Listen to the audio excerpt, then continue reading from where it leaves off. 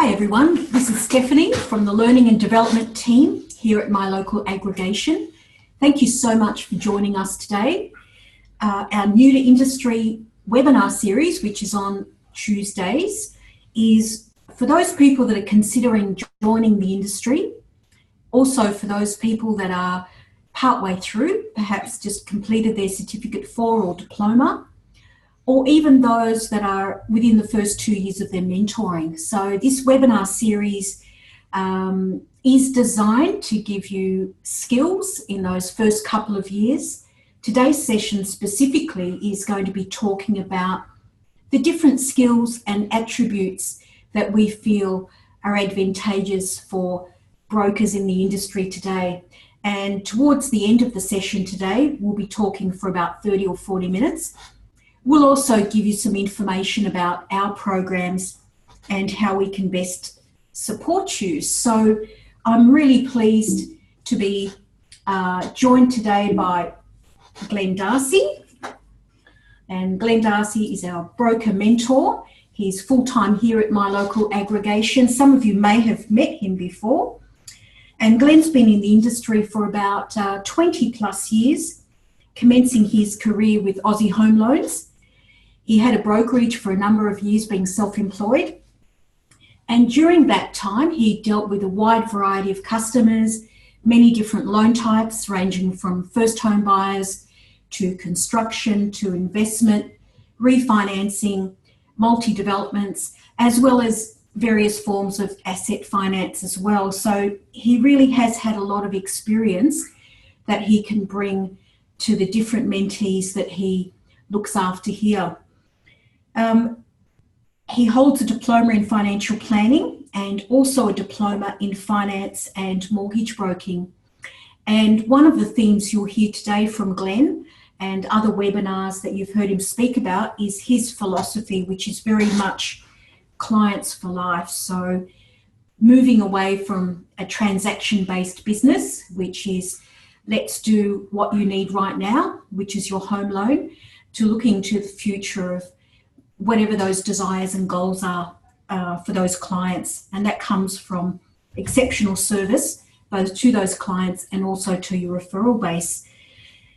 So today's session, I would encourage you to ask any questions as we go, and that would be in the chat section there.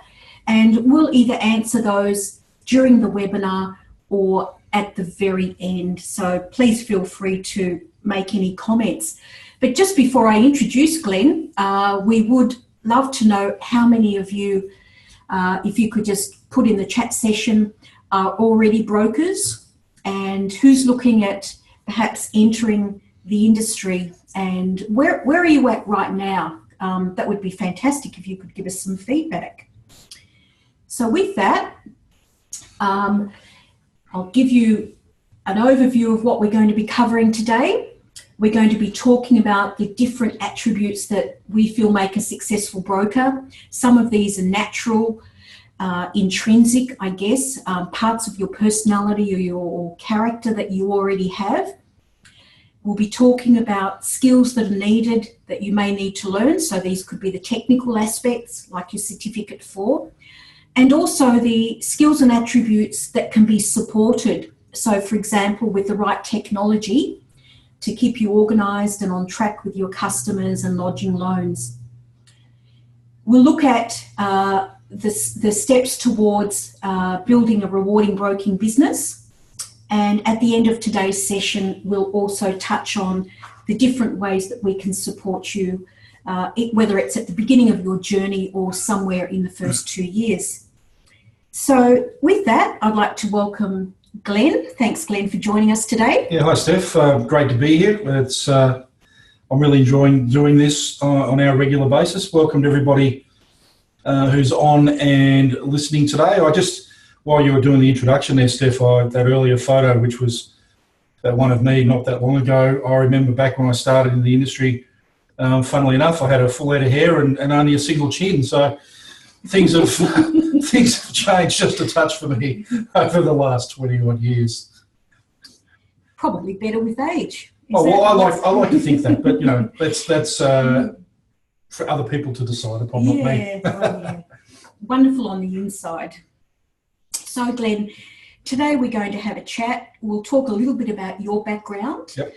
And with the big variety of mentees that you have and people that you've coached over the years, we'll talk about what you feel are some of the good aspects that new brokers to the industry can really focus on in terms of their development, both from a professional and a personal point of view. Yeah, I think just about everyone when they start in the industry actually underline the importance of starting well. And I guess what I mean by that is that they just think that it'll happen for them, straight away. Yeah. And they're unsure of how to, maybe necessarily how to go about it, but just think that they'll tell their friends or their brokers and people will fall over with their feet. And that's unfortunately not really the case. And so part of what we try to do here is educate, particularly the absolute new people to the industry, about how to build their business in a smooth fashion initially and allow it to accelerate as we move forward. Yeah, great.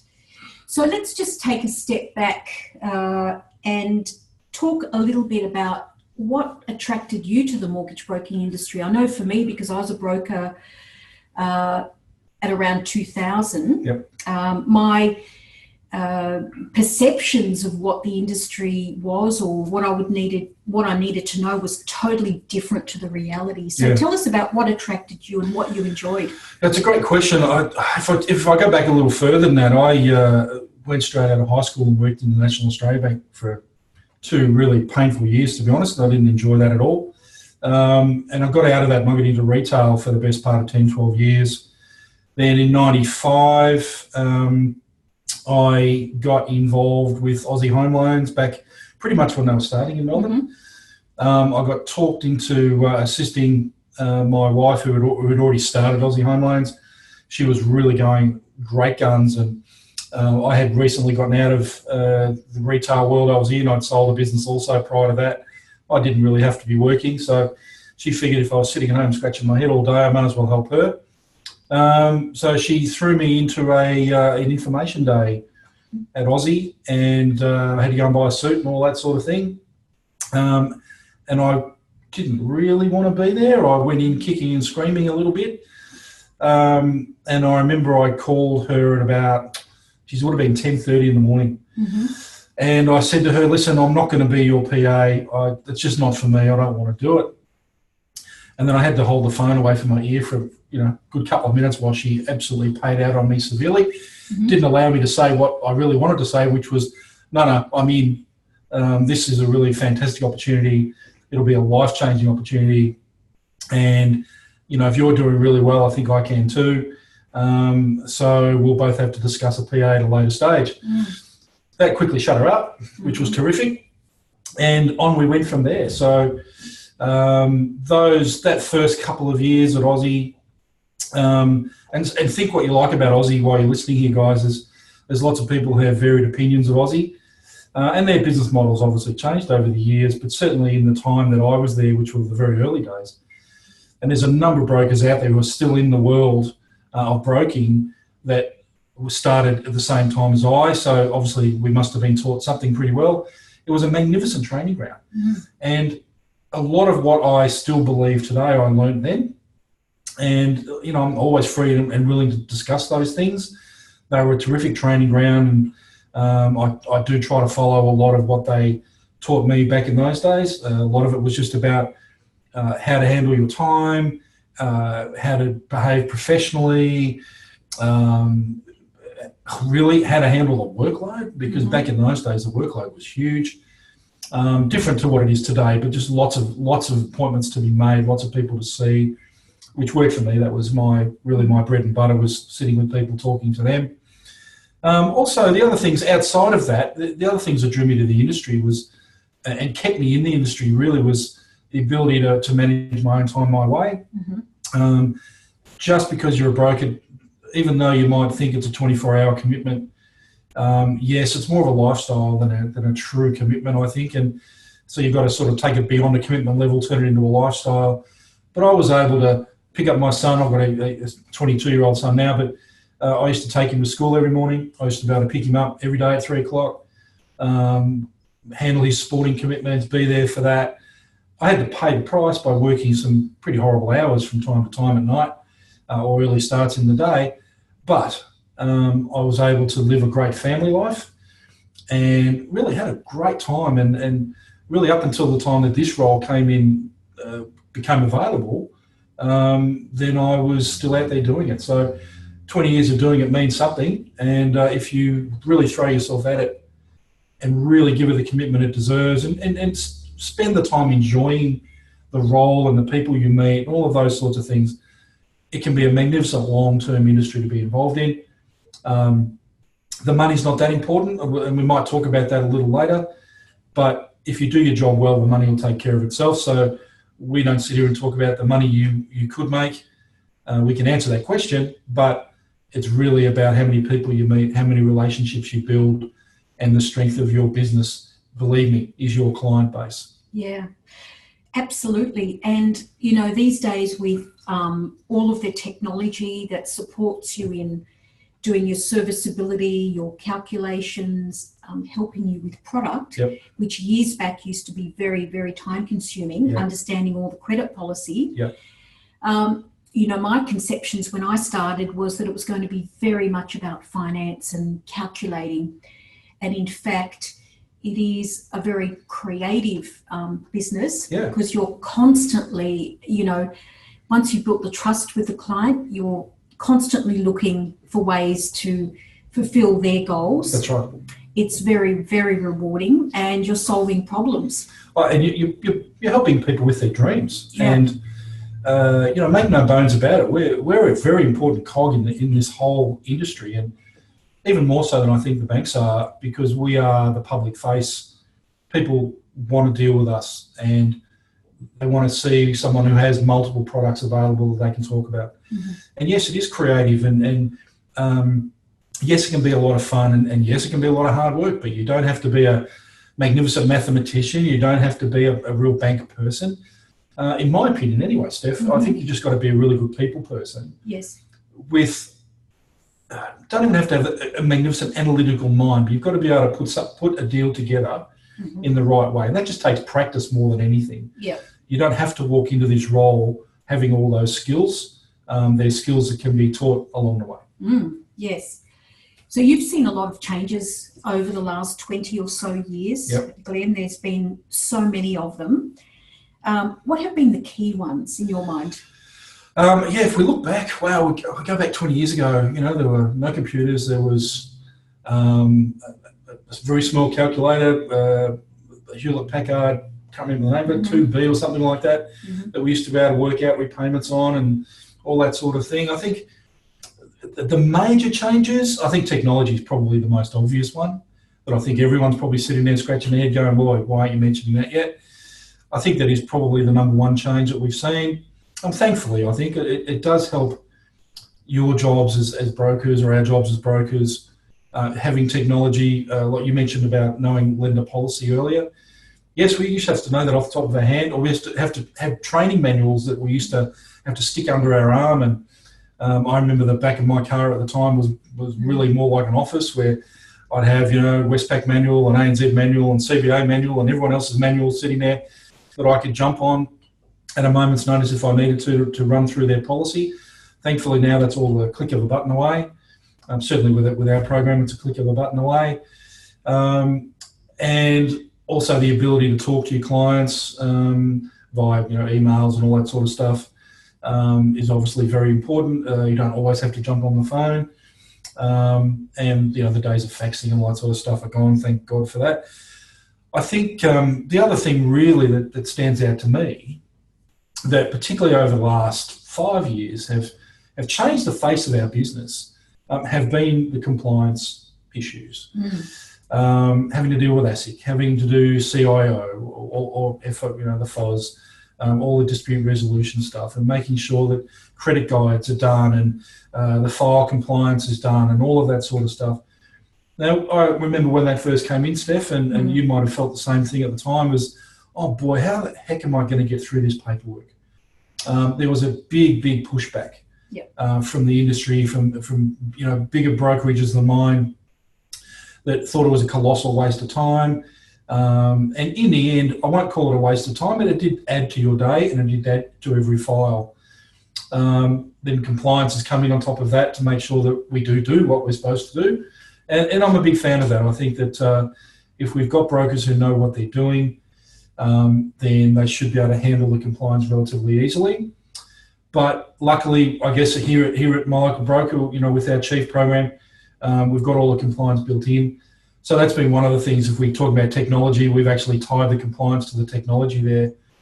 And that allows, I guess, the brokers, most importantly, for you guys to go out and not waste a lot of time after you picked up a loan to sit at your office or sit on your desk or sit on your kitchen table, whatever it might be, looking through the compliance docs and maybe even having to fill those out by hand, which is ludicrous. So we're all about trying to show you the right way to do it, the best way to do it.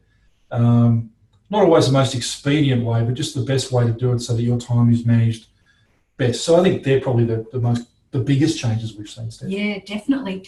And also with the compliance requirements, Glenn, it did open up a lot of opportunities for brokers. We hear this word diversification used quite loosely. Yes. And, with the need, 5 or 6 years ago where we had to suddenly start using the fact find and really go into a very thorough exploration about what the customer's goals were moving forward. Yep.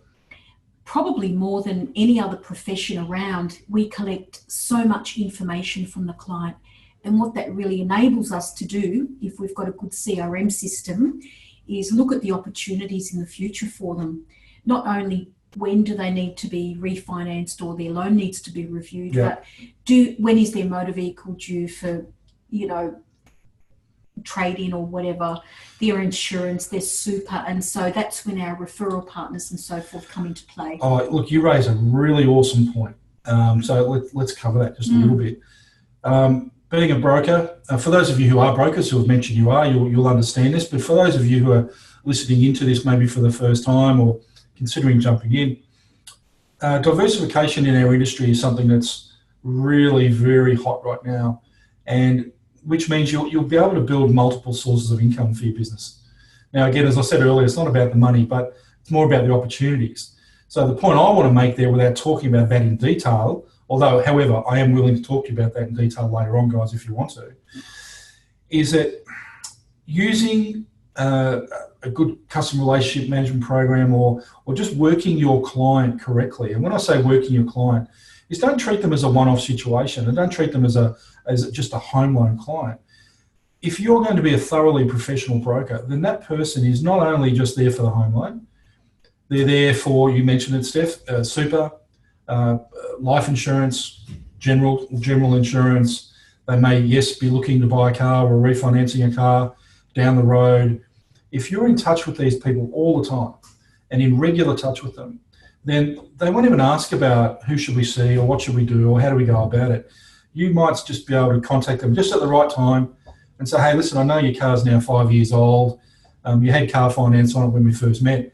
Well, that's probably coming up now. Do you want me to have a look at that for you? Or do you want to change cars? Or you've got equity in your home. Do you want to refinance the home to allow you to buy the car? Well, whatever options are available there. But if you're there for your customer and they know that you're there for them, whatever opportunities come up, even if it's something that's new in the industry, you can touch base with them and go, hey, Steph, look, this is new.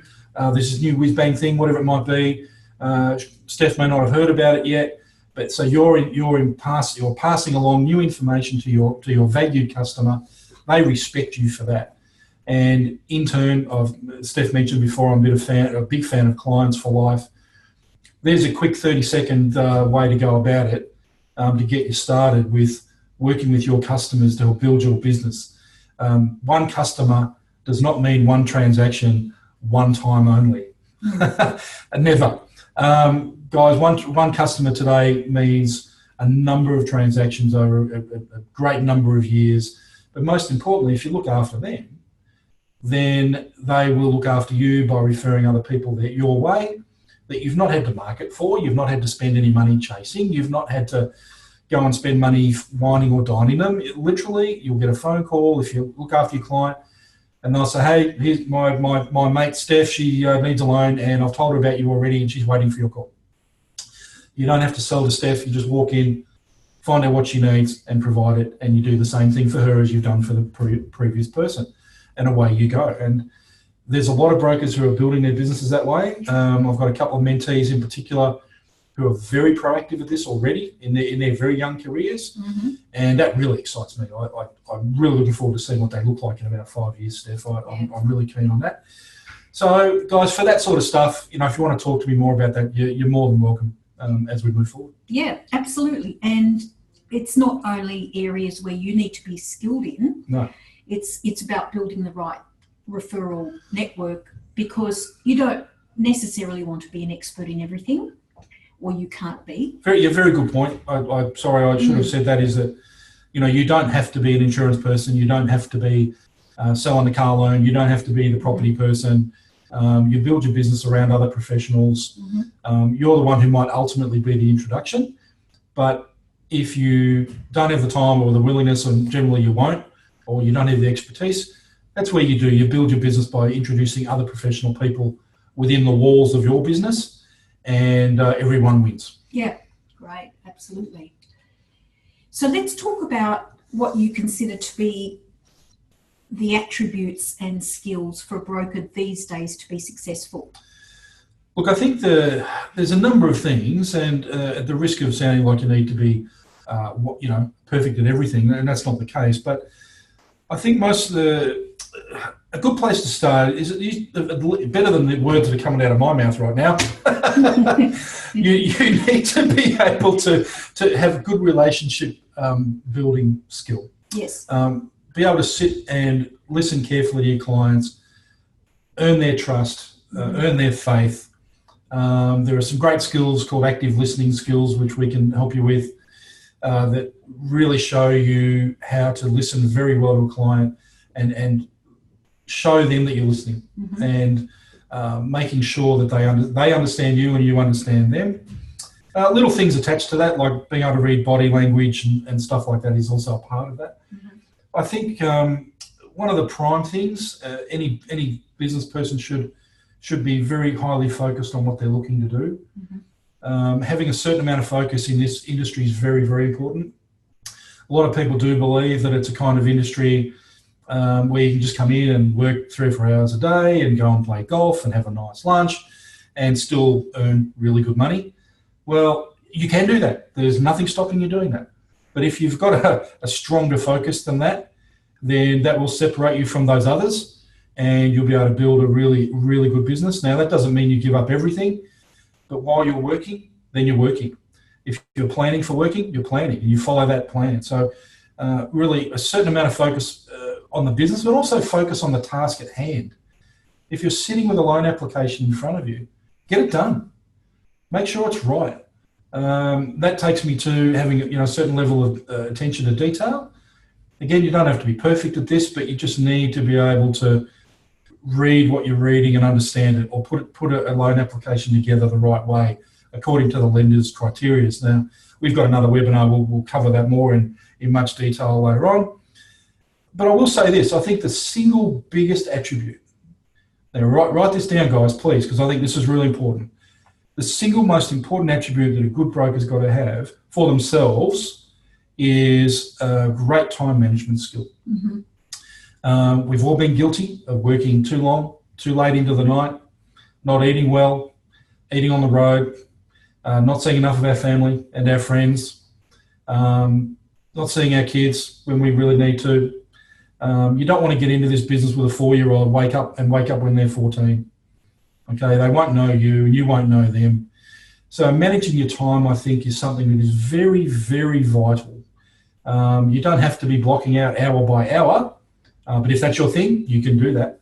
But just being able to manage your time well, so you can live the lifestyle, you can see your family, you can be home for dinner, even if that's not every night, but at least more often than not.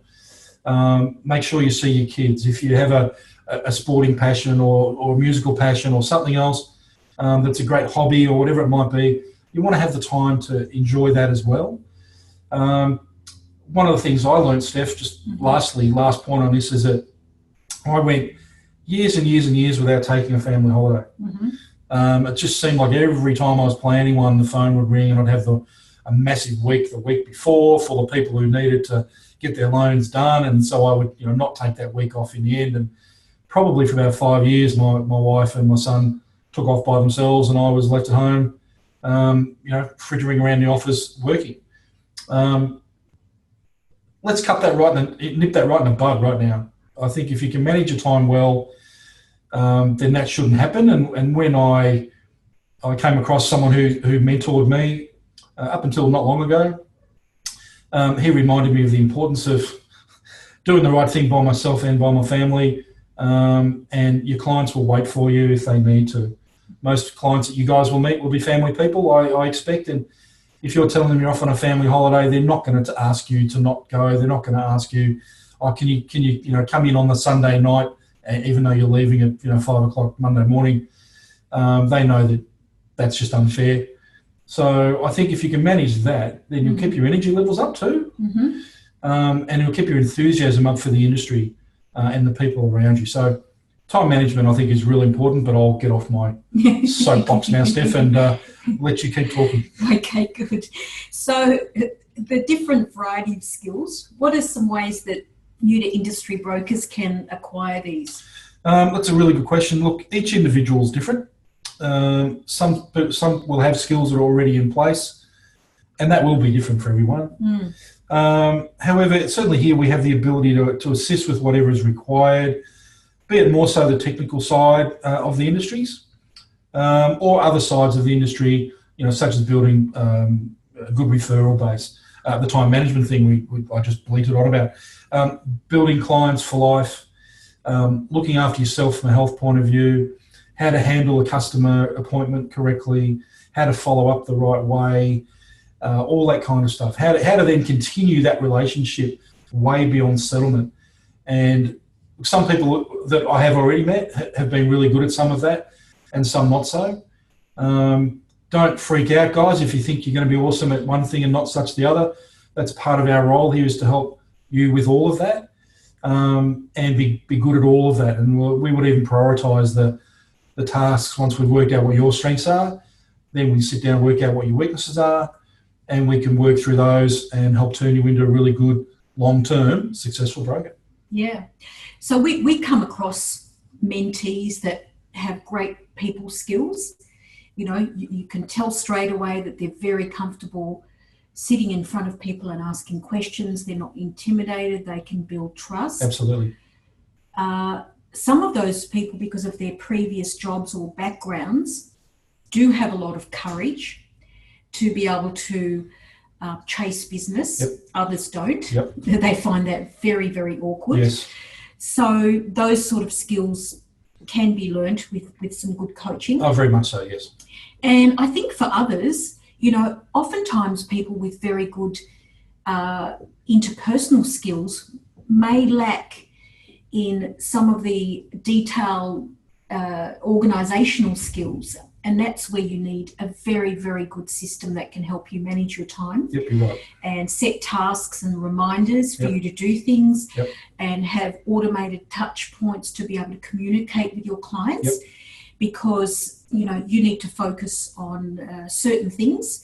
But if some of the admin can take care of itself, that's fantastic. It'll just make you look more professional. Yeah, luckily in this day and age, with technology being what it is, and particularly with our program here, you can preset your tasks as far out as you want to, and you'll get a reminder at a time when you need to get it.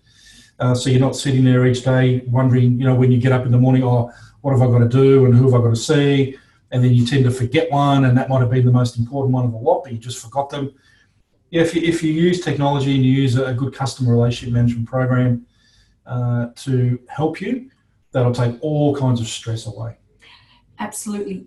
Glenn, when I started and, initially when I was managing 3 to 4 deals at a time, and back then we were using a lot of paper, Yep. but that was pretty manageable. And I could even, put them into Excel and that sort of thing.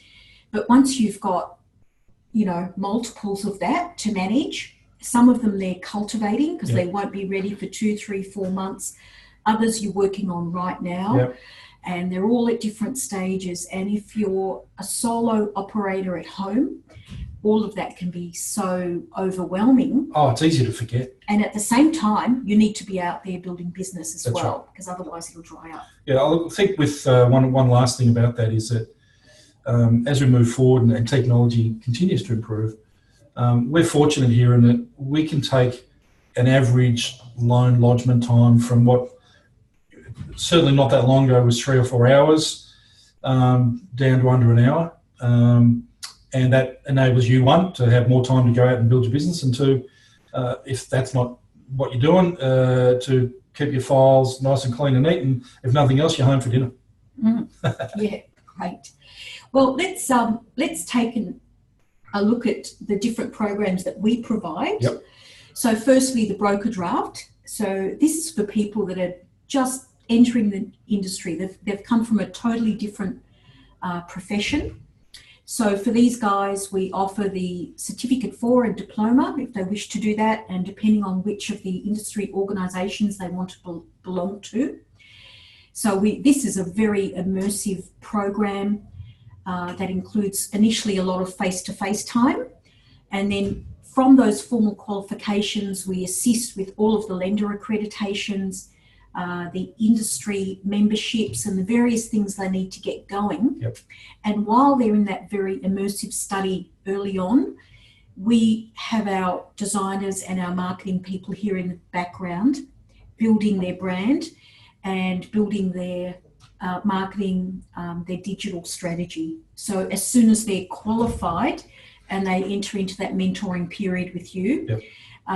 They really start operating their business. Yeah, let's touch on that one, our broker draft, just for a second. I'd love to see anybody out there, if they are absolutely new to the industry or thinking of getting in, just throw a yes into the chat. But one of the things that we have come across here with people that have been through the draft, Steph, and you know this, is that we get people come in and they want to get involved, but they don't have a business name even in mind. So we're fortunate here that we've got the guys and the team in here that can help you with that, and also building logos and then business cards and website presence and all of that kind of thing. I go back to some others that I mentored years ago who just had no idea about that stuff, and then they had to find someone and pay someone big dollars to build a website for them, then have to buy their own cards and all of that kind of thing, build a logo, hope that it could get copyrighted maybe, or hope that no one else pinched it, all that sort of stuff. Luckily, with that particular program, that we do that all in here. Yeah. The Broker Mentor Plus. So this is for people that have completed some of their qualifications, and possibly people feel that they can get qualified on their own, and then they get a little bit stuck as to what's next. Or perhaps we've seen, Glenn, people that have been in the banking industry or car finance or different insurance, so semi-related industries, real estate, where they've made a decision to expand their business. They'll do their Certificate 4, but the industry requirement is that they be mentored for 2 years. That's correct. And that's where this comes in. It's more of a streamlined program for them. Yeah, we've met numbers of people recently that have done their Cert 4, and they did it thinking that as soon as they're done with the Cert 4 that they're ready to be brokers. And there, in a couple of cases that's been true, but also in a couple of cases that hasn't necessarily been true. And I guess having these guys in our program here, we've been able to take their Cert 4, add to it, and help get them out on the road and get them ready to do good business. Yeah. And lastly, for brokers that are in the industry that have made a decision to either change their aggregator and or their mentor. So they're looking at making a switch. They're somewhere in that 2 year period, and they're looking at moving. What we do with those mentees is we do an assessment as to where they're at, and then we tailor make a program specifically for them. So we look at what skills may be missing, and also how they desire their business to be. So what they would like their focus to be, and then we tailor it specifically to them. Yeah, I think the ones that we've got on that program right now were just that case. We've had some that were in 6 months. We've had some that were in the industry for 12 months.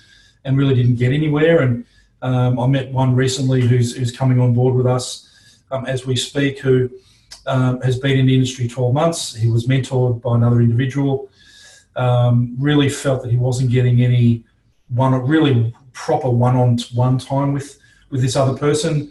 This other person was another broker, and he was running a business, and he didn't really have the time to mentor, but he was getting paid to do so, and he figured it was worthwhile. And anyway, this guy came to us and just really, he grilled us a bit more than we grilled him, and he really wanted to know what we were going to do for him in the way of attention. And so we sat down, we built a plan for him, and I talk to him just about every day, Steph, and you know who I'm talking about there. Yeah. And I'm loving doing that. He's getting the attention he needs, and as time goes by, he'll require less and less of that. But certainly, what it did for me is it opened my eyes how poorly he was mentored previously. Now, that's not bagging anybody, but he wasn't able. This fellow's a little bit high maintenance, and he needs a little bit more attention than once a week or once every couple of weeks, just discussing what's going on. He needed a little bit more one-on-one training, almost like he was a new person to the industry, really. Yeah. But yes, we've tailor-made a program for him, as we can do for anyone listening today, and get you out there and talking, hopefully still being in the industry 10, 20 years from now. Yeah. So while we're just on that point, Glenn, typically, what does it look like for some of your mentees? You've got such a wide variety of people, and they're scattered around Australia. Yep. And some of them are still working full time. Yep. What does it look like for a mentee? Well, look, a new mentee. One thing I'll say here is that I'm a big fan of you throwing everything at the wall with this and going full time, but I also understand that, particularly when you're new to the industry, that's not really possible. If it is great, you'll get better results earlier, but it does take a little while to start earning some money as a broker. And so really what we try to do, and what I've done with a number of them, and I'll cover just two in particular. I've got this wonderful lady in South Australia who is really keen, and I talk to her every week on Zoom session, much like this one, but face-to-face. That way she sees me and I see her, and I can read her body language a little bit and she can read mine. And we talk for a good hour or so, initially just via the Zoom. We talk about what's going on and what we need to do. Generally, I'll have a bit of a plan as to what I want to cover that day. Sometimes we get to that plan, sometimes we don't. But either way, we try and take some progression, and then I'll talk to her again through the week by phone or by email if need be, or another Zoom session if it's really important. So that's one thing that we do, so you don't feel like you've got to be in Melbourne, where our head office is. We're a national business, and we're happy to talk to anyone, anywhere. And one of the other mentees I've got, now he's a local, and he comes in, initially he came in every second day. Really keen, really terrific, but he doesn't come in every second day now. We see each other once a fortnight. But I'm on the phone to him probably every second day, sometimes a couple of times a day, depending on his requirements. So one thing I want to talk about that just briefly, just so that you guys do understand this, is that I am a full-time mentor. That's what I do. I don't write loans. I don't have a business that I'm going out writing loans behind anyone's back. I'm here full-time as a mentor.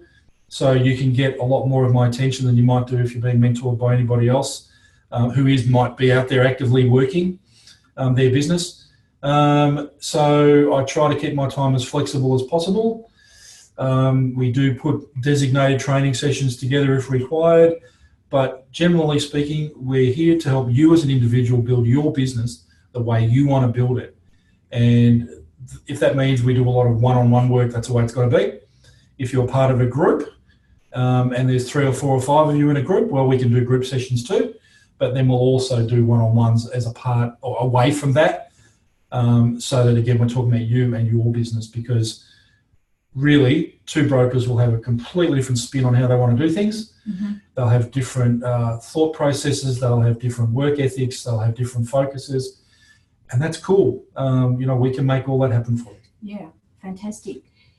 So, Glenn, we have been able to pick up, there's been some questions that have come through as we've been talking, which we've been able to respond to. Yeah, thanks for that, guys. Yeah. So for anybody else that does have questions, what we'd like you to do is give Glenn a call or shoot him an email. So for anybody wanting to work with you, Glenn, or maybe just have a chat or a coffee, Yep. the next steps would be just give you a call. Yeah, give us a yell, or say hi by email. And if there's a way that we can get together physically, if you're in Victoria as an example, it's not hard for me to jump in the car and come and have a coffee. We won't push anything down your throat. If you've got questions of me, I'll answer them, and we'll work our way through the next steps after that. If you are interstate, and I know there's a couple of people who are participants today who are interstate, we can do it by Zoom. We can do it down the phone. Ultimately, I do believe that we'll have mentors in each state, but that's a little way away yet. I think we've got to have enough people to be mentored for that to be the case, for JC, the boss, to agree to that. But from my point of view, wherever you are, I'm happy to talk to you at any time. Not a problem. Yeah, and for anybody listening that's thinking about entering the industry, it's oftentimes such a big step to think about being self-employed and going on commission only. Yep. So some of the mentees we've spoken with, Glenn, have got some real concerns about cash flow and how it's all going to work. So if any of you have got those questions, without any obligation, we'll be happy to have a chat to you and talk you through what's likely to happen in the first 6 to 12 months, because it does require planning. Yep, it does. And so, we don't like to sort of sugarcoat that at all. We like to, people should not be in hardship. It's a very, very rewarding business, yep. But it does take some planning. It takes some planning, it takes some dedication. And yes, as Steph said, guys, we won't sugarcoat anything. We'll talk to you through the goods and the bads so that when you are ready to make that decision to jump in, you'll know what's going to take place. You'll know how to handle yourself for that first 6 months in particular. If after talking to us you don't think it's for you, well, that's fine. But at least you will have made that decision. And then you may change your mind later on. We're chatting with someone at the moment who said no about nearly 12 months ago, who's thinking about coming back in now. So his financial position is a little different to what it was back then, and I'm more than welcome, or more than willing, I should say, to help him build his business as well. It was great to hear from him when he rang recently, and my door is always open. Yeah, fantastic, Glenn. Thank you so much for sharing everything with us. Thanks, Steph. Yeah, it was great to be here, guys. Thank you. And we'll be back in a couple of weeks for our next session, yep. Which we'll be putting out there. I think the next one is going to be construction finance. So for those of you that are already in the industry, it's a fantastic session. So that'll be in 2 weeks' time, yep. At 2:00 for a full hour. And we'd like to thank you all for joining us today. Thanks very much, Glenn. We appreciate it. Thanks, Steph. It was great to be here, and I hope to hear from you all later on. Thanks. Bye.